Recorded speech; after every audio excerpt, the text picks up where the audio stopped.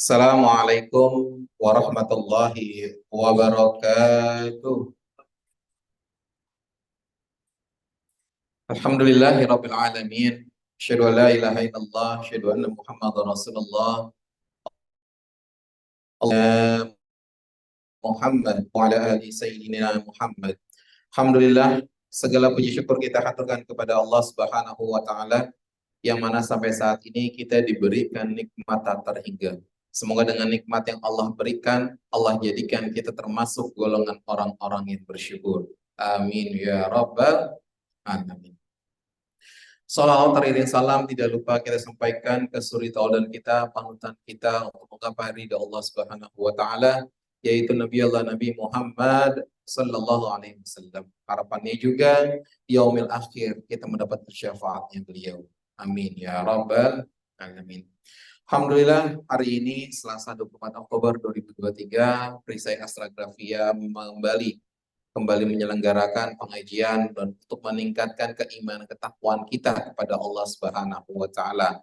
Mungkin di sebulan terakhir kita selalu sibuk dengan pekerjaan rutinitas kita, tapi di hari ini sore yang menjelang maghrib, insya Allah kita sama-sama mendekatkan diri kita kepada Allah Subhanahu wa taala.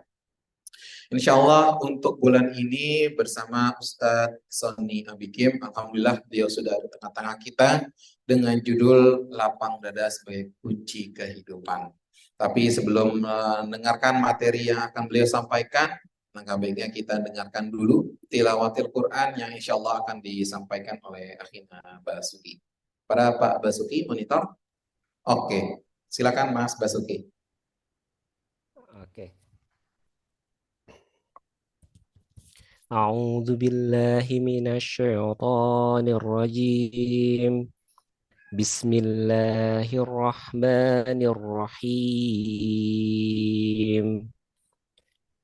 Qad khalat min qablikum sunanu fasiru fil ardi fanzuru kaifa kana akibatul mukadzibin.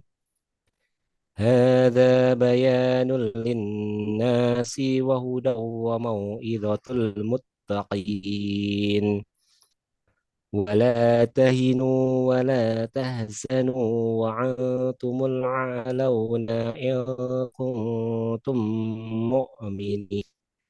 Sungguh berlalu kamu sunnah-sunnah Allah, karena itu berjalanlah kamu ke segenap penjuru bumi dan perhatikanlah bagaimana kesudahan orang-orang yang mendustakan Rasulullah.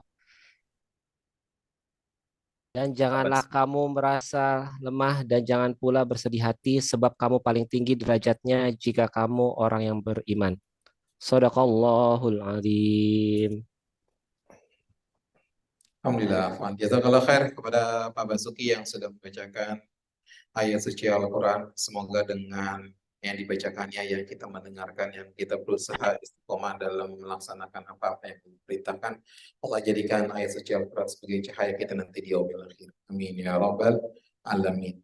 Baik Bapak Ibu, dikarenakan nanti maghrib itu sekitar 17.47, jadi kita akan break sholat maghrib. Nanti setelah sholat maghrib mungkin kalau ada materi lanjutan, tafadhol Ustadz, atau mungkin lanjut ke tanya jawab. Jadi insya Allah pukul 18.15 kita akhirkan pengajian bulan pada hari ini. Baik, untuk itu, dan satu lagi informasi, kami dari PC Astrografia sudah ada contoh-contoh aksesoris yang bisa Bapak Ibu miliki nanti mungkin khusus di 2024. Kita sudah ada namanya kalender gantungan yang besar, ada yang kecil di dekat sana, sama yang di meja, dan juga ada tumbler. Dan harapannya dengan kalender ini dan tumbler yang kita produksi dan kita sebar ke Bapak Ibu semua menjadi pemasukan kita juga untuk selalu menyelenggarakan kita pengajian tabligh bulan insya Allah. Baik, tidak panjang waktu, kita panggilkan saja kepada Ustadz Sony Abikim. Kami persilakan. Alhamdulillah. Terima kasih Pak Firman. Bismillahirrahmanirrahim. Bapak Ibu yang hadir di ruangan maupun yang lewat ruang Zoom meeting, saya buka dengan salam. Assalamualaikum warahmatullahi wabarakatuh. Alhamdulillah. Allahumma lakal hamdu hatta tarda walakal hamdu idza radita, walakal hamdu ba'da ridha.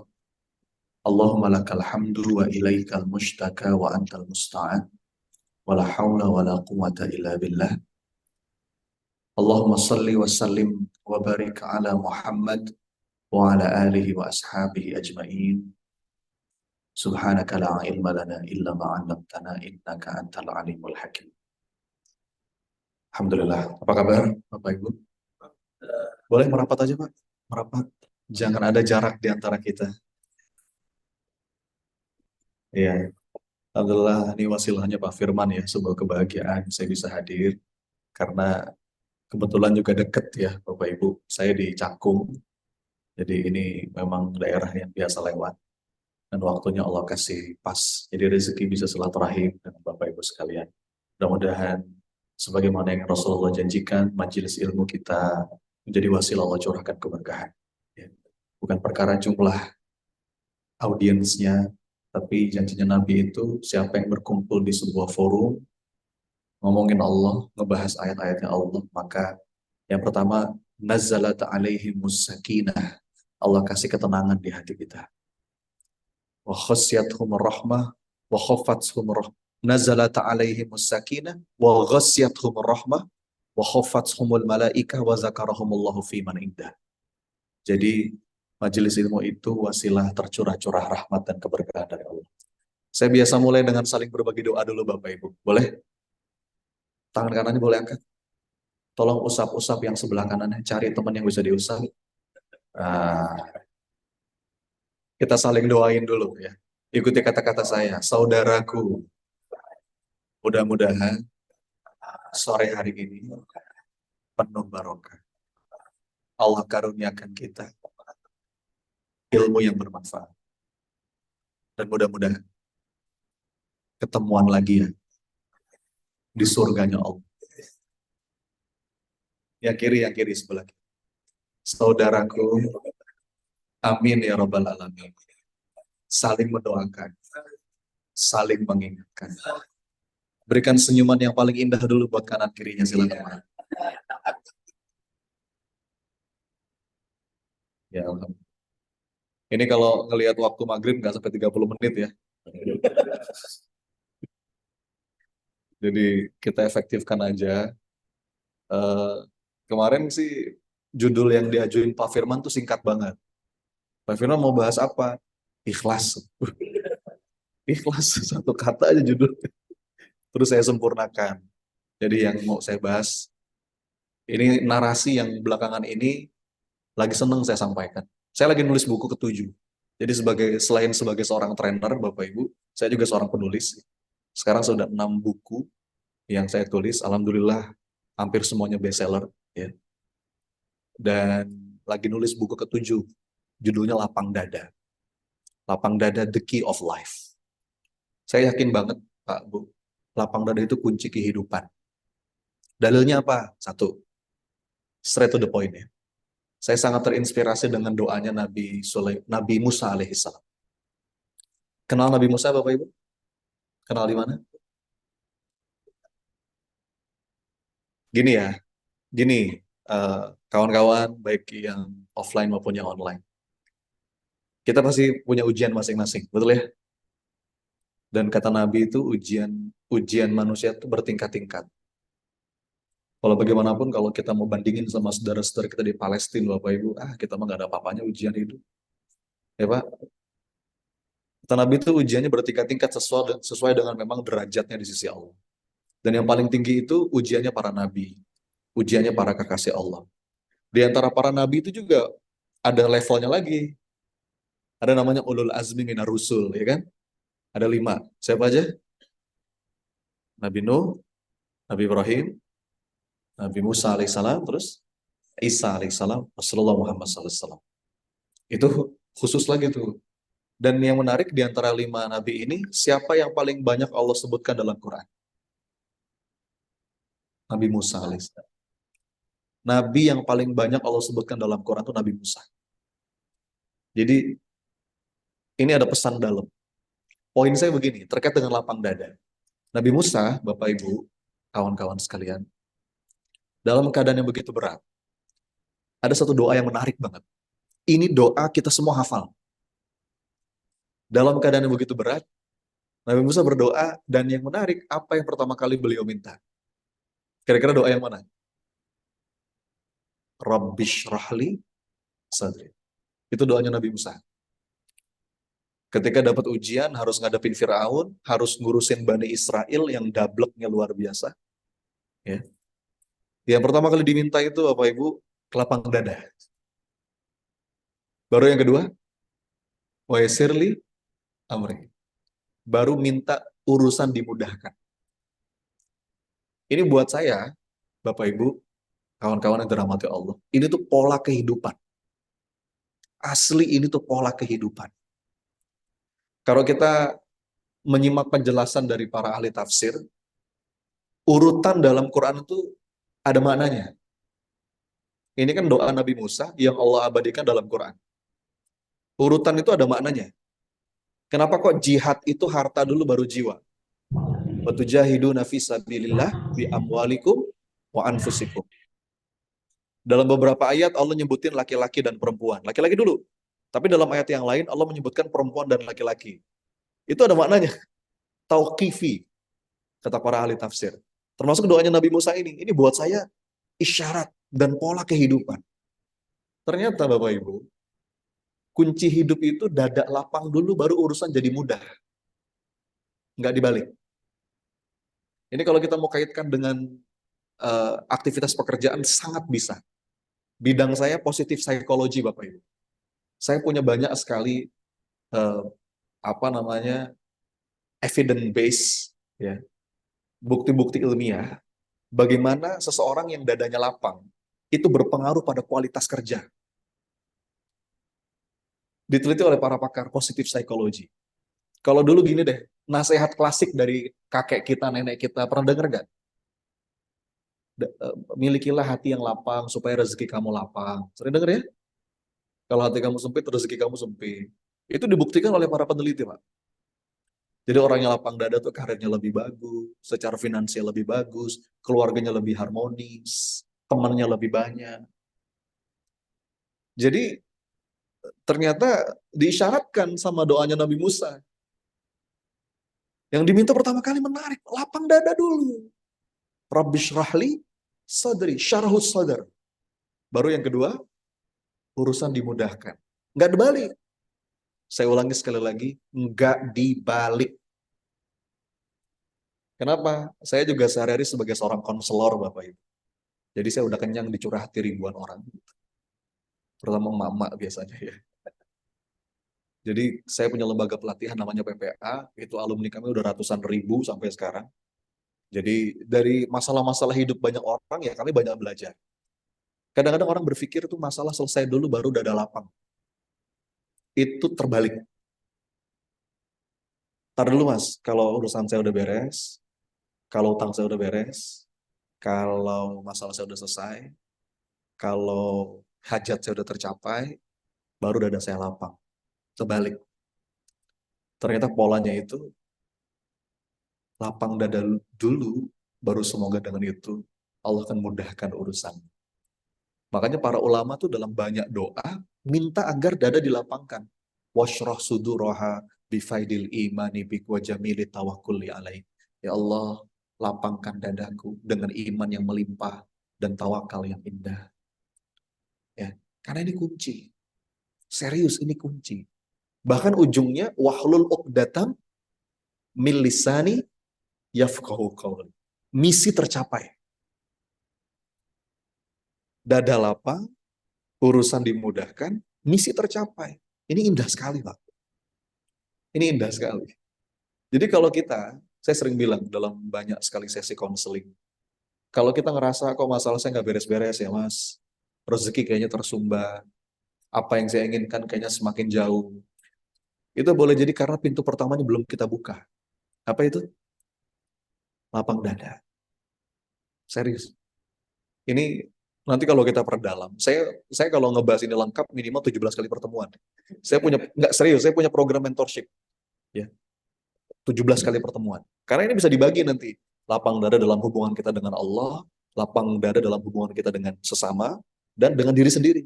Hablum minallah, hablum minan nas, hablum min nafsi. Ini 3 kesatuan, Pak. Kalau kita bisa sampai pada 3 ini, hidup tuh berubah, insya Allah. Ya. Jadi ini kunci banget. Nah, saya percepat ya. Bagaimana lapang dada itu bisa berefek banyak dalam hidup kita? Kita harus tahu dulu.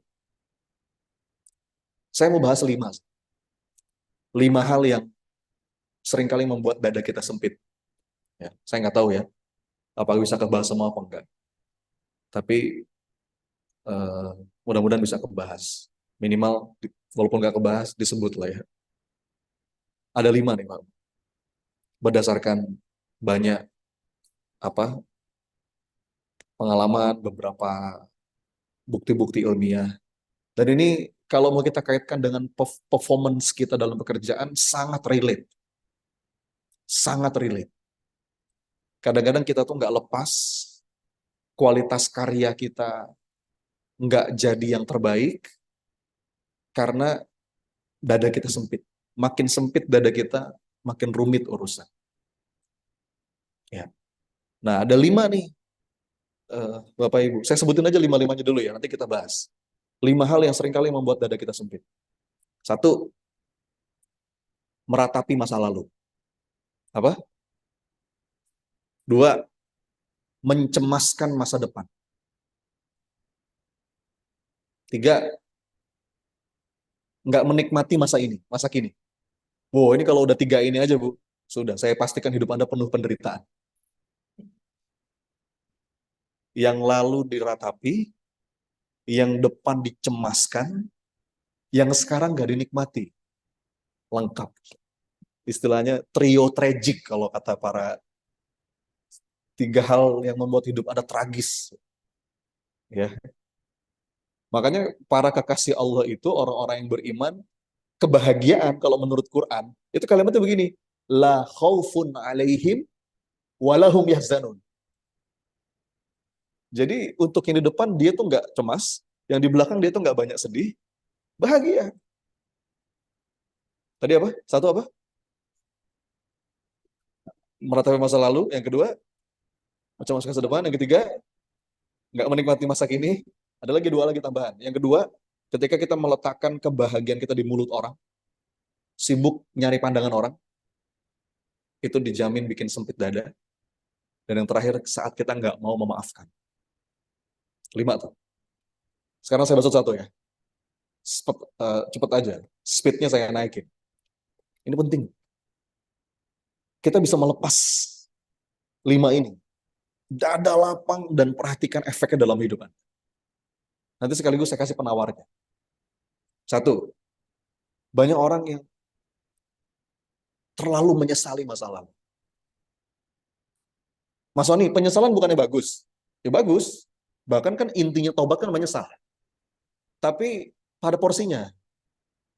Beberapa orang itu terlalu dalam. Jadi mungkin dia pernah berbuat salah. Ada kesalahan-kesalahan yang dia lakukan di masa lalu. Tapi itu malah membuat dia meratap dan justru nggak berbenah. Harusnya kan masa lalu itu untuk kita ambil pelajaran. Betul ya?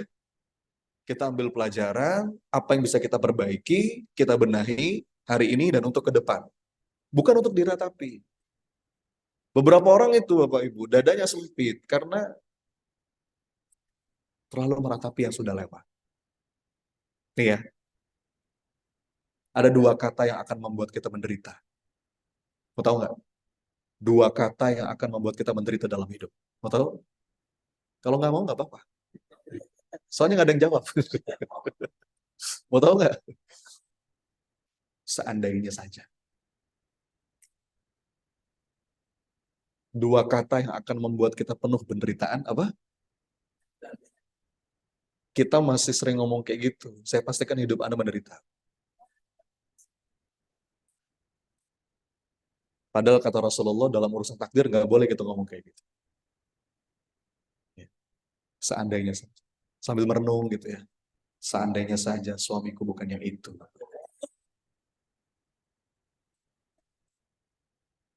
Seandainya dulu aku bersama mantanku. Anak udah 3, Bu. Itu bahkan bisa dosa.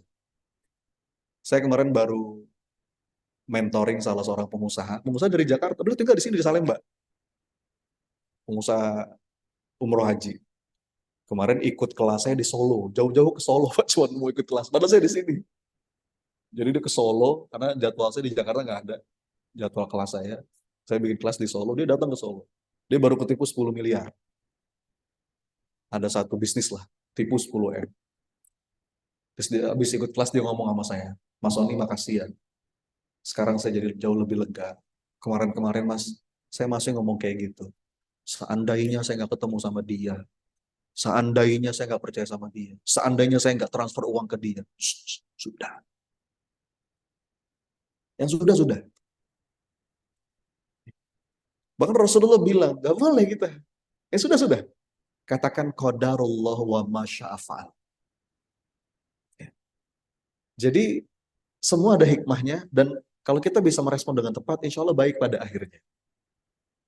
Jangan terlalu sering ngomong seandainya saja. Bahkan Pak, Bu, apa kata para ulama? Ini contoh kecil aja. Kehidupan sehari-hari. Contoh kecil. Anda lagi bawa mobil atau bawa motor. Jalan. Ada 2 pilihan nih. Belok kanan, belok kiri ya. Terus Anda pilih, belok kanan. Begitu belok kanan macet. Terus Anda ngomong, seandainya tadi saya belok kiri. Gak boleh itu. Gak boleh itu, Pak. Putar balik aja. Tapi nggak usah ngomong, seandainya. Itu ditunggangi setan itu. Ya. Jadi ini penting, Pak. Ini penting. Bagaimana sikap kita terhadap sesuatu yang udah lewat. Dan sekarang penawarnya. Yang pertama, mau tahu penawarnya? Itu dong. Penawarnya itu ridho. Penawar yang pertama itu apa? Ridho. Ridho itu apa? Menerima. Acceptance. Makin kita nggak ridho, makin berat. Ya. Bahkan Pak, ini nggak sembarangan ini. Ini para ulama yang ngomong. Amalan hati yang ridho, itu di sisi Allah bahkan bisa lebih berat bobotnya dibandingkan sholat malam. Amalan hati yang ridho itu bisa lebih berat di sisi Allah dibandingkan puasa sunnah, dibandingkan umroh bahkan. Kata para ulama. Serius saya. Jadi gini, ada loh hamba-hamba Allah yang mungkin ibadah zahirnya mah biasa-biasa aja Pak. Nggak soleh-soleh amat lah. Kelihatannya cuma yang wajib aja dia kerjain. Tapi ternyata hamba ini punya kedudukan mulia di sisi Allah. Lantaran apa? Hatinya tuh ridho.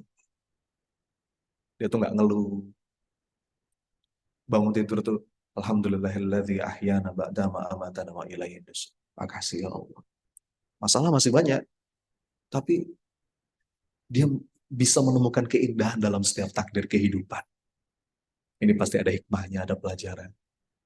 Jadi perkara senyum itu perkara besar di sisi. Gitu.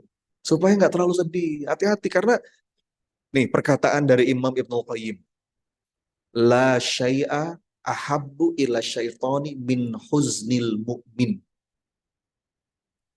Tidak ada yang paling disenangi setan melebihi seorang mukmin yang berhati murung. Makanya saya bilang ini persoalan serius. Jadi kalau kita pengen disenangi sama setan, gampang Pak. Gimana caranya? Murung aja murung. Setan seneng Pak. Seorang mukmin yang berhati murung. Cembetat, cembetut gitu ya.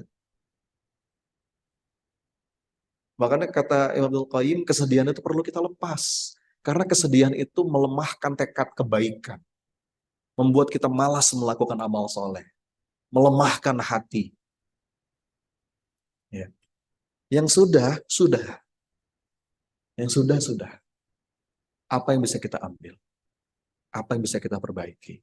Jadi taubat yang betul itu kan, oke kita berbenah, kita beristighfar, lalu kita bergerak. Ya nggak? Malah membuat kita jadi semangat untuk menebus salah-salah kita dengan amal soleh. Bukan malah membuat kita terkunci kakinya dengan masa lalu dan kita nggak bisa move on. Itu bikin sempit dada. Jadi itu satu. Tadi satu apa? Terlalu meratapi masalah. Sebab sempit dada. Penawarnya apa? Ridho itu akan membuat dada kita lapang. Bahkan dalam sebuah hadis kata Rasulullah, Innallaha ahabbu qauman ibtalahum. Ketika Allah mencintai hambanya, Allah akan uji dia. Faman radiya falahu ridho. Barang siapa yang ridho, maka Allah pun ridho. Waman sakhito falahu sakhat. Barang siapa yang nggak ridho, marah, frustrasi, anger, menyalahkan keadaan, maka Allah pun dia pun akan mendapatkan murkanya Allah. Ini persoalan besar. Jadi yang sudah yakin pasti ada hikmahnya dan baik pada akhirnya. Apa yang bisa kita ambil? Kalau emang ada salah-salah kita, ya sudah, sadari itu, taubati. Allah itu nggak pernah menutup pintunya untuk kita, ya udah. Makanya kita nggak boleh putus asa kan? Dalam keadaan dosa kita sebanyak apapun, kita nggak boleh putus asa. La taqnatu min rahmatillah. Satu, saya speed up. Dua, tadi masih ingat? Kedua apa? Mencemaskan masa depan. Wah, ini paket. Bikin sempit dada. Ya, itu kerjaannya setan, nakut-nakutin. Misalkan ada orang mau hijrah ke tempat yang lebih baik, dibisikin tuh, "Ah, nanti kamu gimana rezekinya dan lain sebagainya." Kerjaannya setan itu. Membuat al-khauf, membuat kita punya rasa takut. Makanya penawar dari kecemasan itu, tawakal Allah. Doanya bismillahi, tawakal Allah. Berserah. Dan ngomong-ngomong Bapak Ibu, lapang dada itu komposisinya, ingredientsnya, itu kata para ulama, dua. Yang pertama iman, yang kedua berserah. Itu komposisi dari lapang dada. Doanya begini, tadi udah saya sebut. Washrah suduraha bifaidil imani bik wa jamili tawakkulli alaik. Ya Allah, lapangkan dadaku dengan apa? Iman, belief yang melimpah, jamili tawakkulli alaik. Jamil, tahu jamil? Jamil itu apa? Indah, cantik, cakep, mempesona. Jamilut tawakul, beautiful surrender, kepasrahan yang indah. Jadi lapang dada itu bahkan dua itunya komposisinya. Ya, sampai ada nasyidnya tuh, saya suka nasyidnya. Lapangkanlah dada kami dengan karunia iman dan indahnya tawakal padamu. Ternyata itu ingredients dari lapang dada. Dan ini bareng, Bu. Orang itu baru bisa berserah kalau dia percaya. Bagian dia lakukan, yang di luar jangkauannya dia serahkan kepada Allah. Percaya sama tawakal itu bareng. Analoginya gini Bapak Ibu, sama kayak anak saya yang pertama itu, kalau saya ajak jalan kemanapun, dia tuh nggak pernah apa ya, eh, kita biasa ya punya ya Bu ya waktu mungkin sebulan sekali atau 2 minggu sekali quality time jalan sama anak. Itu kalau saya tanya, A mau kemana? Terserah Abi aja. Itu maknanya apa? Dia percaya kalau saya ngajak, itu pasti diajak ke tempat yang terbaik. Kadang-kadang saya ngasih tempat yang di luar ekspektasi dia. Saya ajak ke mall, ada playgroundnya bagus. Dia senang, saya ajak, dia selalu puas gitu. Makanya kalau saya mau nanya, mau kemana? Terserah Abi aja, ngikut. Karena dia percaya, Abinya pasti ngasih yang terbaik. Berbeda dengan terserahnya seorang wanita yang ditanya mau makan apa. Nah, itu beda, Pak. Makan apa sayang? Terserah. Ketoprak ya, kacang. Nggak enak perutnya. Oh, soto gimana soto? Baru kemarin soto. Jadi mau makan apa? Terserah. Bagus. Itu agak beda konsepnya. Jadi orang tuh, Bapak Ibu Anda kalau mau nitip barang, sama siapa nitipnya? Sama pihak yang Anda percaya kan? Sebenarnya tawakal itu bahasa sehari-harinya itu tuh nitip. Ya Hayyu ya Qayyum bi rahmatika astaghfir wa aslih li sya'ni kullahu wa la takilni ila nafsi tarfata ain. Tenang. Bagian kita apa yang dalam kendali kita, yang di luar kendali kita, serahin sama Allah. Punten ya. Udah maghrib ya? Belum, 3 menit lagi. Nih, saya punya ibu siapa Bu? Ya? Suri. Bu Suri, contoh ya, saya titip handphone Ibu. iPhone Ibu ya. Saya ngingetin aja ya. Titip ya Bu, boleh. Makasih Bu Suri. Makasih Bu ya. Di awal tuh udah gak enak. Saya nanya satu aja sama Bu Suri. Kira-kira handphone yang saya titip dijaga tidak? Saya baru kenal Bu Suri hari ini. Saya nitip sesuatu, dijaga. Sederhana Pak, ini logik sederhana. Bagaimana mungkin kita menitipkan sesuatu kepada Allah, lalu Allah nggak menjaga?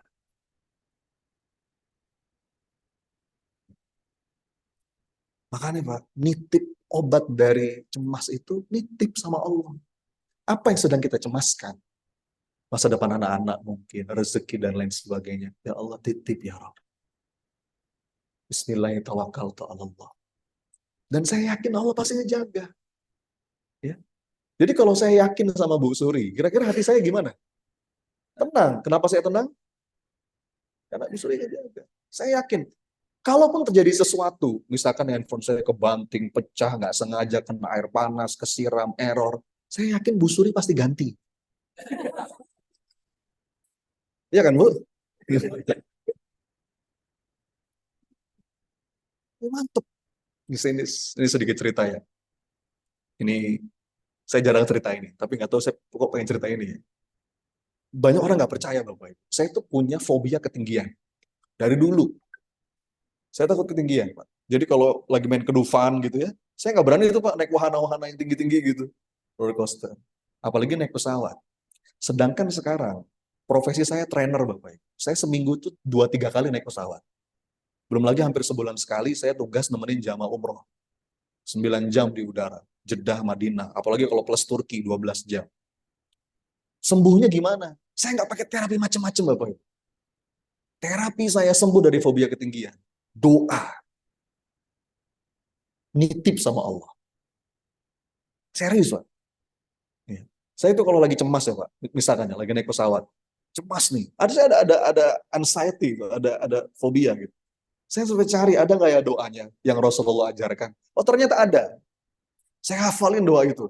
Allahumma inni a'udzubika minat taraddi wal hadmi wal gharaqi wal hariq wa na'udzubika ayyatakhabbatani syaitanu indal maut. Yang artinya begini, ya Allah, aku berlindung kepadamu dari kematian yang mengerikan, jatuh dari ketinggian, tenggelam, tertimpa sesuatu. Kan itu yang kita takutin, benar nggak Bu? Saya tuh kalau lagi cemas Pak, saya langsung ngomong sama Allah. Habis itu hilang cemas saya. Karena saya yakin wa huwas samiul alim. Dia itu zat yang maha mendengar. Masalahnya banyak di antara kita doa, tapi nggak pakai yakin. Allah dengar nggak ya? Jadi Bu, mantap. Bahkan dalam urusan sekecil apapun kata Rasulullah, ngadu sama Allah. Dalam sebuah hadis, Nabi mengatakan, untuk urusan sandal yang putus, ngadu sama Allah. Jujur ya, ini jujur. Pernah nggak Bu? Anda sandal putus? Sandal putus. Angkat tangan. Ya Allah, sandalku putus. Ya Allah. Pernah nggak? Itu Nabi yang nyuruh. Untuk urusan kayak gitu aja kita diminta bilang sama Allah. Apalagi untuk urusan yang lebih gede. Itu melapangkan, mengadu kepada Allah itu melapangkan demi Allah. Bahkan anak-anak kita ajarin Bu dari sekarang. Anak-anak saya tuh kalau minta apa-apa nak minta dulu sama Allah. Anak saya nomor 2 tuh kemarin tiba-tiba, Abi kok teteh tiba-tiba mau pizza ya? Abi mau pizza, Abi udah minta belum sama Allah? Rezeki Abi dari Allah. Abi nggak bisa kalau Allah nggak ngasih rezeki. Angkat tangan. Ya Allah, teteh mau pizza. Amin. Baru saya pesan GoFood. Iya, itu ngajarin tauhid sama anak. Ya Bu ya, masuk ke ibu-ibu kalau mau minta apapun minta sama Allah. Boleh di sebelah kupingnya suami boleh. Kita sholat dulu ya. Nanti kita cepat. Ini mau kita akhiri atau lanjut lagi? Dikit aja ya. Oke, apa enggak? Ada yang mau azan silakan.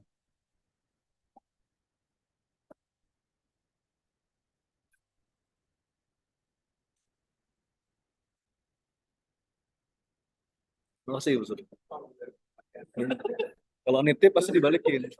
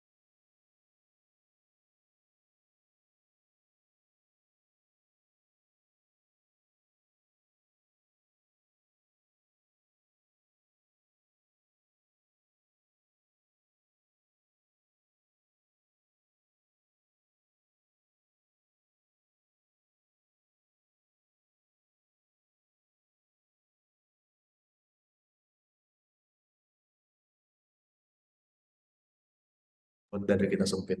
Masih ingat? Tadi satu apa? Meratapi masalah.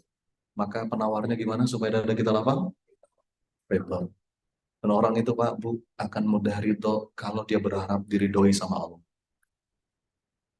Sebagaimana doanya Nabi ketika di Taif. Fa illam takun alayya ghadabun fala ubari lakal utbah hatta tarda. Itu Rasul doa kayak gitu dalam keadaan sedih. Baru kehilangan istrinya Ibunda Khadijah, kehilangan pamannya Abu Thalib dalam keadaan belum beriman, dizolimi, diludahi, dilempari batu oleh para penduduk Taif.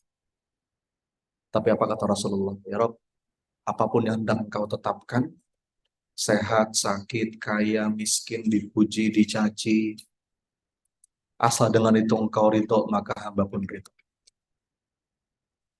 Jadi kalau kita berharap diridhoi sama Allah, kita akan mudah ridho.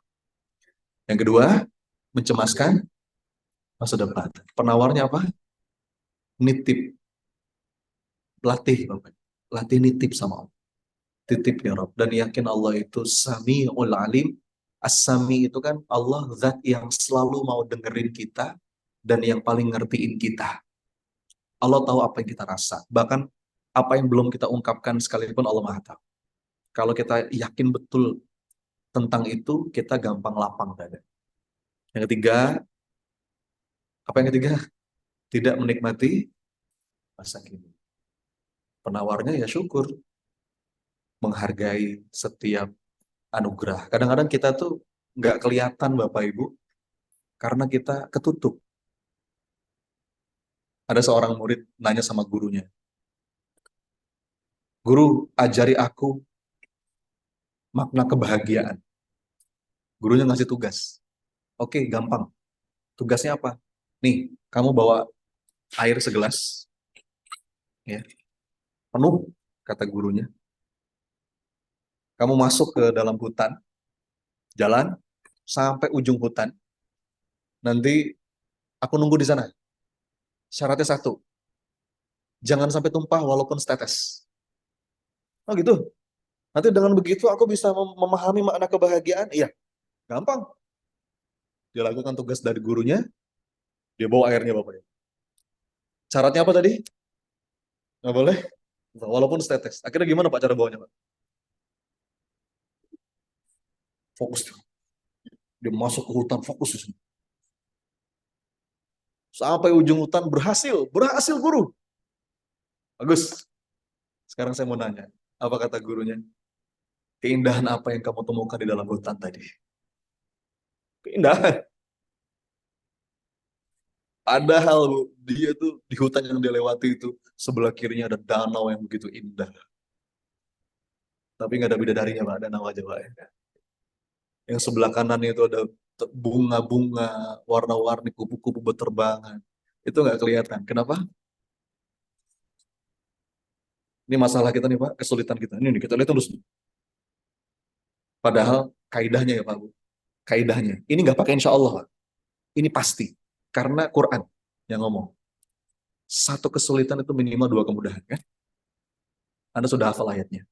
Fa inna ma'al usri yusra. Terus inna ma'al. Ini Pak, Bu, sekilas itu kayak dua kalimat yang diulang. Betul nggak? Sekilas loh ya. Fa inna ma'al usri yusra, inna ma'al usri. Itu kayak diulang, betul nggak? Kita orang awam, kalau kita orang awam, ngelihat ayat ini kok diulang-ulang? Iya nggak sih?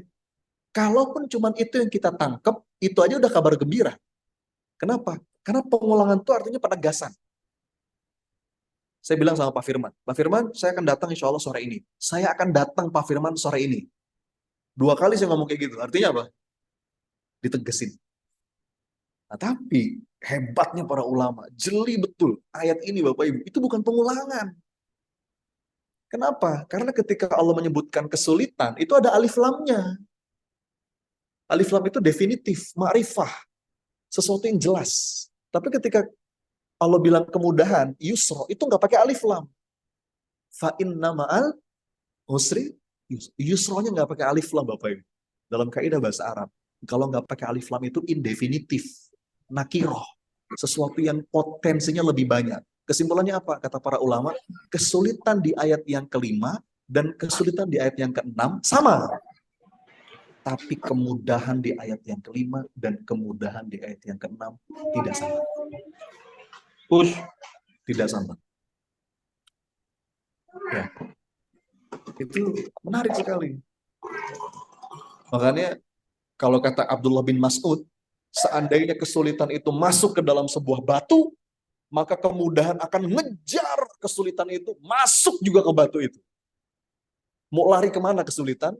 Mau masuk ke lubang yang kecil, mau masuk ke batu, kata Abdullah bin Mas'ud, kemudahan ngejar masuk kesulitan itu. Makanya kalau ada orang yang curhat sama saya, Mas Sony, masalah saya begini, ada 50 kesulitan, itu artinya apa Bu? Ada berapa kemudahan Pak minimal? 100. Itu nggak pakai insya Allah. Pasti. Mata kita aja yang nggak ngelihat. Makanya kan kufur, lawannya syukur itu apa? Kufur sama kafir itu satu padanan kata Pak. Kafir, nutup. Ya. Maka buka mata, open your heart, open your eyes. Oke, masalah kita masih banyak, tapi beriringan dengan itu, banyak kemudahan yang Allah kasih. Yang keempat, ketika kita meletakkan kebahagiaan kita di mulut orang lain, sibuk dengerin apa kata orang, capek Bapak Ibu. Berharap dipuji, diperhatikan, dihargai, sempit dada kita. Kalau kata Sayyidina Ali, aku sudah pernah merasakan semua kepahitan hidup, tapi tidak ada yang lebih pahit melebihi pahitnya berharap kepada manusia. Ya, capek. Inna ridhon nas ghoyatun la tudrok. Berharap semua orang suka sama kita mustahil. Masih ingat kisah bapak sama anak yang bawa keledai? Masih ingat? Gimana itu ceritanya? Bawa keledai, anaknya di atas, bapaknya di bawah, tuntun keledainya. Diomongin orang nggak Bapak Ibu? Salah nggak? Apa kata orang? Anak durhaka. Tuh anak zaman sekarang gitu tuh. Nggak punya adab sama orang tua. Bapaknya denger. Nak, tukeran ya. Bapak di atas, kamu di bawah. Jalan dia. Diomongin nggak? Salah lagi? Apa kata orang? Bapak nggak tahu diri. Lihat. Anaknya suruh jalan, bapaknya di atas, anak enakan. Di mana otak tuh orang tua? Salah. Nah, kita naik berdua aja ya. Naik berdua di atas jalan. Diomongin nggak? Apa kata orang? Itu keluarga yang tidak punya peri kebinatangan. Keledai kecil dinaikin berdua, zolim itu. Kasihan itu. Ya udah nak, kita turun berdua, kita tuntun keledainya. Ya. Salah lagi? Apa kata orang? Bodoh. Keledai bukannya dimanfaatin malah dituntun. Pusing si bapak ini. Akhirnya apa? Dia putuskan, ya udahlah, saya gendong aja keledainya. Sekarang sepakat semua orang, mereka orang gila gitu. Capek Bu, Pak, serius. Wa kafa billahi syahida. Nih, saya kasih tahu rahasianya ya Pak, supaya mantep. Ada sebuah kalimat begini. Seandainya engkau tahu betapa cepat manusia melupakanmu setelah engkau wafat, maka engkau tidak akan sudi mencari perhatian siapapun. Punten ya Pak Bu. Nih, hari ini kita meninggal. Besok lusa, orang tuh lupa sama kita. Betul nggak? Iya Pak. Mau seterkenal apapun kita. Demi Allah. Adalah yang masih ingat mungkin anak, pasangan. Ya setahun 2 tahun lah. Habis itu kawin lagi. Sibuk lagi dengan dunianya. Lupa orang. Hari ini kita meninggal Bapak Ibu. Hari ini besok lusa orang lupa sama kita. Terus ngapain kita jungkir balik mencari perhatian, menilai orang? Wa kafa billahi syahida. Ya Rabb, ngelakuin sesuatu karenamu ya Allah. Bahkan la nuridu minkum jaza'a wala syukura. Orang beriman itu diucapin terima kasih aja dia tuh nggak ngarep. Karena udah puas balasan dari Allah. Allah lihat. Udah cukup. Ya, Allah lihat. Jangan letakkan kebahagiaan kita di mulut orang. 4. Jadi penawarnya apa yang keempat ini? Penawarnya ikhlas. Ikhlas itu kan udah nggak ada harapan di hati kita kecuali hanya Allah aja. Pamrihnya cuma sama Allah. Terakhir yang kelima. Apa yang kelima? nggak mau memaafkan. Ini juga sumber sempitnya dada. Ya, beberapa orang tuh senang banget nyimpen. Ya.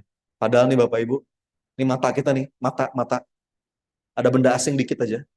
Gimana? Nggak nyaman ya Pak? Sama. Hati juga gitu. Gitu. Saya tuh ini cerita terakhir ya. Saya punya nenek Pak di Manggarai, oma. Kakaknya kakek saya. Kakek nenek saya udah meninggal semua. Yang tersisa tinggal beliau. Saya manggilnya oma. Tinggal di Manggarai, dekat Pasar Raya. Masuk gang ke dalam gitu. Umurnya sekarang 93 tahun. Ya. Kalau lebaran suka ngumpul di sana. Nggak ada pikun, Pak. Nggak ada pikun. Ngobrol tuh kayak ngobrol aja sama kayak biasa kita. Anak, cucu, ponakan dia ingat. Kisah-kisah itu dia ingat. Secara fisik hampir nggak ada yang sakit kecuali kaki kata dia. 93 tahun Bapak. Nah, lebaran tahun lalu saya biasa lah kan kita ngobrol gitu kan nanya. Saya nanya, "Oma, apa nih Oma rahasianya bisa kayak Oma ini? Aduh, panjang umur, insya Allah umurnya barokah, banyak sedekah, banyak ibadah. Bagi dong Oma tipsnya." Terus dia ngomong gini, "Apa ya Son?" kata dia. Emang orangnya apa ya? Kalau kata orang Betawi orangnya kocak gitu, ceria gitu. Apa ya? Gue nggak tahu katanya gitu. Tapi ada satu Son yang berusaha Oma jaga. Apa dia bilang? Oma itu nggak pernah nyimpen marah lama-lama. Oma itu Son, insya Allah kata dia. Nggak pernah jengkel lama-lama sama siapapun. Kalau Oma lagi kesel sama anak Oma, tahu nggak Son apa yang Oma lakukan? Oma peluk anak Oma dan Oma bilang kepada Allah, "Ya Allah, hamba ridho air susu hamba diminum sama dia." Dah, Oma ceria lagi. Dia ngomong kayak gitu, bengong saya Bapak Ibu. Dalam hati saya, ini materi training saya ini. Dan saya pastikan Oma saya belum pernah ikut training saya. Saya pulang dari sana, saya nulis di Facebook, wasiat 92 tahun. Viral tulisan saya. Jadi anehnya beberapa orang tuh senangnya nyimpen. Mas Sony, setiap detail perkataan dia gak akan saya lupa seumur itu, Mas. Waduh, ya udah itu pilihan Anda. Bahkan ayatnya itu waliyafu waliyasfahu ala tuhibbuna ayyakfirullahu lakum. Ini ayat indah banget, Bapak. Kata Allah, maafin mereka, lapangkanlah dada. Apakah kamu nggak mau dimaafin sama Allah? Buh. Ini ayat, Pak, menegur Abu Bakar. Ayat ini, asbabun nuzulnya. Jadi Abu Bakar itu kan kita tahu ya Pak, Bu, sahabat Abu Bakar, Sayyidina Abu Bakar, itu sahabat yang sangat dermawan, sering bantu orang. Ada salah seorang saudaranya dia, namanya Mistoh. Mistoh itu orang miskin dari masih keluarga. Setiap bulan tuh Abu Bakar bantu penuhi keluarga, kebutuhan keluarganya. Sampai suatu hari, Mistoh ini ikut-ikutan menyebarkan kabar bohong tentang Aisyah. Kalau Anda pernah belajar sirah, ada namanya peristiwa hadisul ifk. Itu hoax tentang Aisyah. Aisyah digosipin selingkuh. Namanya hadisul ifk. Itu sampai Rasulullah goncang itu. Aisyah digosipin selingkuh. Rasulullah sempat tergoncang itu. Sampai akhirnya Allah sendiri kan yang membela Aisyah. Aisyah selingkuh. Aisyah itu kan putrinya Abu Bakar. Mistah ini ikut-ikutan nyebar kabar bohong. Kesel Abu Bakar. Abu Bakar bersumpah. Mulai sekarang saya nggak bakal bantu dia lagi. Gitu kira-kira. Turun ayat ini. Wal ya'fu. Quran surat An-Nur. Saya lupa ayat berapa. Wal ya'fu wal yasfahu ala tuhibbuna ayyakfirullahu lakum. Maafkan mereka. Lapangkan dada. Pengen nggak dimaafin sama Allah. Ini ayat indah sekali Bapak. Abu Bakar langsung nangis begitu dengar ayat ini. Ya Allah, aku pengen kau maafin. Maka aku maafin dia. Ya. Jadi kita tuh maafin orang tuh mungkin bukan karena dia layak dimaafkan. Tapi kita merasa kita juga butuh dimaafin sama Allah. Jadi penawarnya ya berharap dimaafin sama Allah. Dah, selesai. Yuk diulang. 5. 5 hal yang membuat sempit dada beserta penawarnya agar dada kita lapang. 1, meratapi masalah. Penawarnya apa? Engkau. 2, mencemaskan masa depan. Penawarnya apa? Nitip. Tawakal. Bismillahi. Tawakal itu bukan pasif. Tawakal itu aktif. Tapi dengan hati yang damai. Makanya doanya Bismillahi tawakal itu Allah. Itu doa mau kemana? Itu doa mau keluar apa mau tidur? Itu doa mau ikhtiar. Panjang nih kalau saya jelasin. Tapi tawakal itu upaya aktif. Jangan salah kalau tawakal itu kok tawakal ya pasif. Berarti ya udahlah gitu. Enggak begitu. Bergerak, fisiknya bergerak maksimal tapi batinnya damai. Yang ketiga, tidak menikmati masa kini. Penawarnya apa? Syukur. Kayak doanya Nabi Sulaiman. Rabbi auzi'ni an ashkura nikmataka allati an'amta alayya. Bayangin Bu, Nabi Musa itu minta tolong, ya Allah tolong aku. Kalau kita kan minta tolong untuk masalah ya. Nabi Musa tuh, ya Allah tolong aku agar aku punya hati yang peka untuk bisa mensyukuri nikmat-nikmatmu. Jadi kesimpulannya apa? Untuk bisa bersyukur juga kita butuh ditolong sama Allah. Rabbi auzi'ni an ashkura nikmataka allati an'amta alayya wa ala walidayya. 3. 4, ketika kita sibuk mencari pandangan orang, pusingin apa kata orang. Makanya nggak usah sibuk klarifikasi. Beberapa orang tuh senang klarifikasi. Kalau kata Sayyidina Ali, tidak perlu menjelaskan dirimu kepada siapapun. Kenapa? Nggak usah capek-capek sudah. Kenapa? Karena orang kalau sudah benci nggak percaya itu. Betul nggak? Tapi kalau orang udah suka, nggak butuh itu. Klarifikasi boleh di forum yang tepat. Persidangan, klarifikasi. Di mediasi, klarifikasi. Tapi nggak perlu kita sibuk ngejelasin diri kita sama orang lain. Sudahlah. Orang mau ngomong apa, itu tuh nggak ada hisapnya buat kita. Betul nggak? Ngapain pusing? Apalagi netizen yang maha mulia. Maha benar netizen dengan segala komentarnya. Kadang-kadang kita kepikiran, Pak, bener nggak? Komentar netizen, nggak tahu ya. Rata-rata begitu fenomenanya. Padahal dia tuh ngomong nggak pakai mikir. Makanya, jangan suka mikirin omongan orang, yang ngomongnya nggak pakai mikir.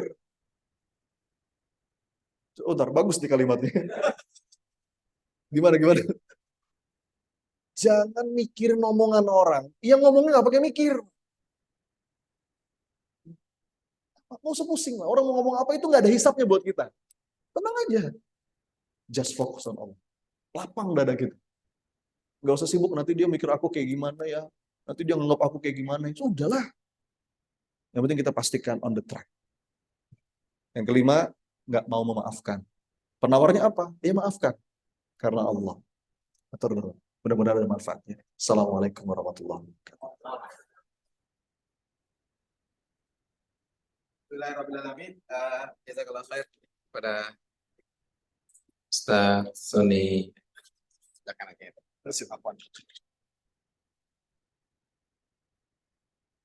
Lapang dada. Masya Allah langsung diimplementasikan gitu. Masya Allah. Baik, insya Allah kita akan bertemu lagi ya di bulan yang akan datang. Mengingat waktu juga karena Ustadz juga sudah agak ada agenda. Semoga Allah Subhanahu Wa Taala bisa mempertemukan kita kembali dengan Ustadz Sony yang bikin bahwa di sini banyak banget PR ya. Kalau dibedah lagi satu poin itu nggak nyingkir hari-harian. Bahkan 17 kali pertemuan, apalagi beliau ada PPA ya Ustadz ya. Insya Allah. Baik, sebelum kita akhiri, izin Ustaz untuk memimpin doa dan mobil khusus kepada saudara muslim kita yang ada di Palestina. Ya, hampir lupa ya.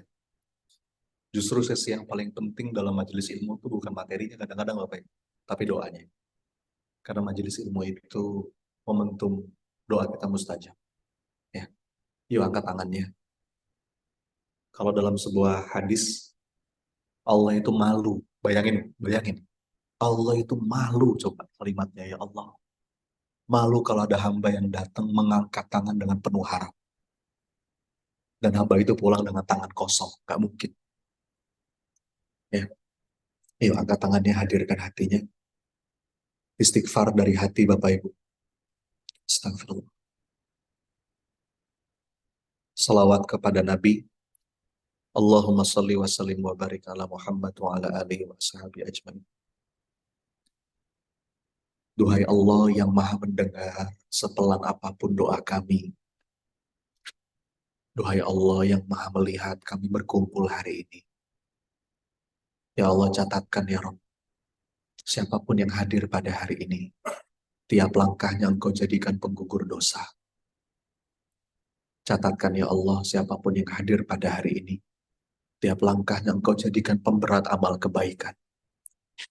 Ya Allah, kami datang ke sini, nggak ada niat yang lain, kecuali kepengen belajar jadi hamba yang lebih baik. Ya Allah, berkahi majelis ini ya Allah, berkahi tempat ini ya Allah. Ya Allah, lapangkan siapapun di antara kami yang sedang sempit, mudahkan siapapun yang sedang sulit, sehatkan siapapun yang sedang sakit, angkat masalah-masalah dan beban yang begitu memberatkan ya Allah. Mudahkan hajat-hajat kami. Bapak Ibu, saya berikan kesempatan, silakan doa masing-masing. Doa apapun, selama itu baik. Yuk, saya aminkan. Amin ya Allah. Yang pengen lunas utang, minta sekarang. Yang pengen berangkat umroh haji, minta sekarang. Ya Allah, izinkan kami bisa sujud langsung di depan Ka'bahmu, merasakan wukuf di Arafahmu. Yang lagi ingat anak, doain anak sekarang. Apapun yang terlintas di pikiran, selama itu baik. Minta, Bapak Ibu, majelis ilmu saat mustajabnya doa. Amin ya Allah. Amin ya Allah. Amin ya Allah. Amin ya Allah. Ya Allah, kuatkan, tolong saudara-saudara kami di Palestina. Balas dengan sebaik-baiknya balasan dan seadil-adilnya balasan darimu ya Allah. Ya Allah, gak ada yang kami punya kecuali doa. Dan mungkin sedikit harta kami yang jauh dari cukup. Maka dengan pertolonganmu, dengan rahmatmu, tolong ya Allah. Semoga Engkau izinkan Masjidil Aqsa bebas, suci dari tangan orang-orang zalim. Rabbana atina min ladunka rahmah wa hayyi lana min amrina rasyada.